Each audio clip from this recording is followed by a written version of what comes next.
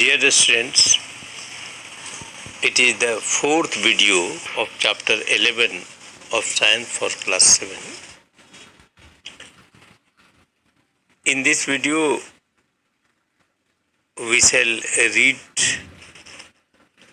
about the respiratory system in humans. मानव में श्वसन तंत्र.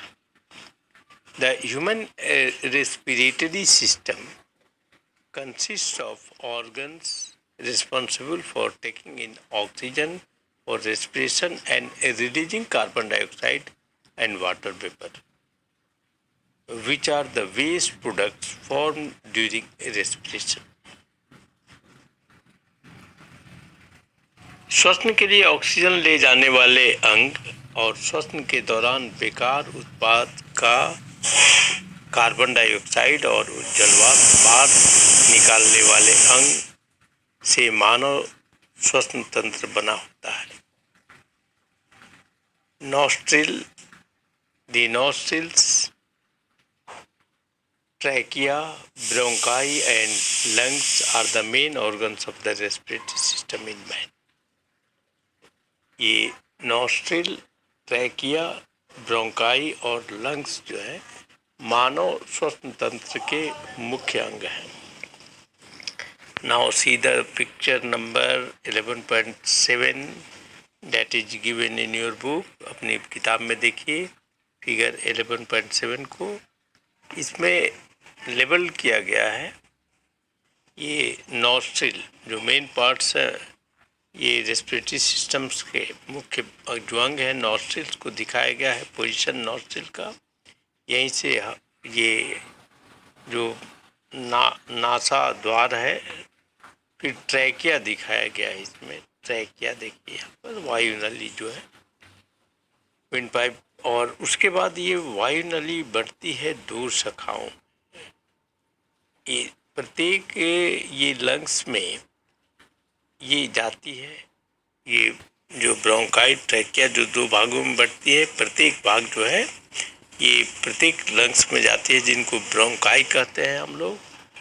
और ये ब्रोंकाई जो है ये लंग्स में प्रवेश कर जाते हैं.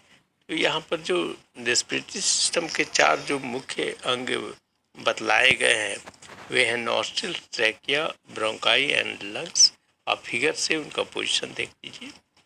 Now I teach the further point. Breathing in, अंतः श्वसन, सांस कैसे अंदर लेते हैं.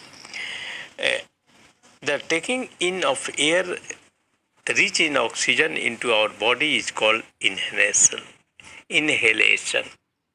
ऑक्सीजन समृद्ध वायु को शरीर के अंदर लेना अंतः श्वसन कहा जाता है. The air around us is impure. हमारे चारों ओर की वायु अशुद्ध है. Our lungs require air which is moist, warm and clean. हमारे फेफड़े को नमी वाली गर्म और स्वच्छ वायु की आवश्यकता होती है. As the air we breathe in passes through the nostrils, it is moistened by the slimy mucus present in the nose. हम सांस अंदर लेते हैं. जैसे ही वायु नासाद्वार से गुजरती है यह वायु नाक में मौजूद चिपचिपा श्लेष्मा से नम कर दी जाती है. Mucus is secreted by the inner lining of the nose. नाक के भीतरी सतह से म्यूकस स्रावित किया जाता है. The air becomes warm by the blood circulating in the nose. नाक में संचरित रक्त के द्वारा वायु गर्म हो जाती है. The mucus and the air present inside our nose trap dirt, dust particles and disease causing germs and prevent them from entering the respiratory system. हमारे नाक के अंदर मौजूद बाल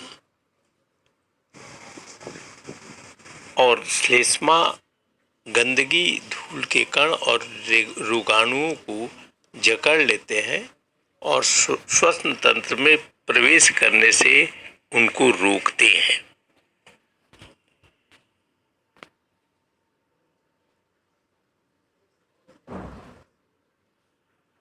We do not get clean air if we breathe through our mouth instead of our nose.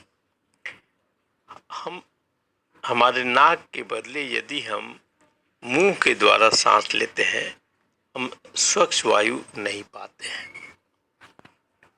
Therefore, we should always breathe through the nose. अतः हम लोगों को सदा नाक से होकर सांस लेना चाहिए. It will protect us from catching an infection. यह हमें संक्रमण से बचाएगा. Next topic is to the lungs. ये सांस, ये वायु नाक के द्वारा अंदर लेने के बाद ट्रैकिया से गुजरते हुए ये लंग्स तक जाती है. कैसे जाती है? ये to the lungs from the nose और नेजल कैविटी.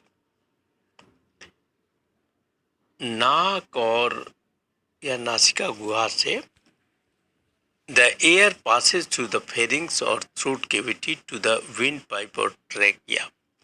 वायु फेरिंग्स या थ्रोट कैविटी होते हुए विंड पाइप या ट्रैकिया तक जाती है. The wind pipe branches into two smaller tubes called the bronchi. Wind pipe दो छोटी नलियों ब्रोंकाई में शाखित हो जाती है, यानी कि दो शाखाओं में बन जाती है. इनमें से प्रत्येक शाखाओं को हम लोग ब्रोंकस कहते हैं. ईच ब्रोंकस इंटर्स इनटू ए लंग. और प्रत्येक जो ब्रोंकस एक फेफड़े में प्रवेश करती है. Just I conclude this video and I shall again meet with you in the 5th video of chapter 11 of science. Thanks.